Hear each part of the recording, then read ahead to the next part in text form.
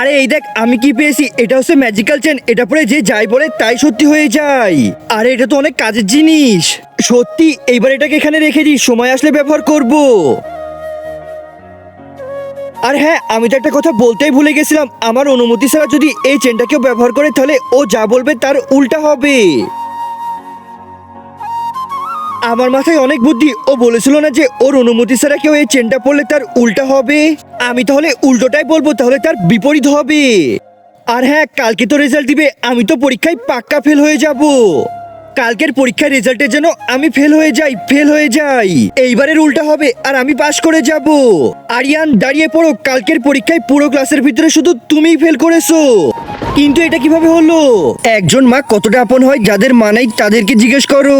তাই আজকে যারা মাকে ভালোবাসো তারা একটি লাইক আর একটি সাবস্ক্রাইব করে দাও, আর যদি না ভালোবাসো তাহলে এই ভিডিওটা থেকে দূরে থাকো।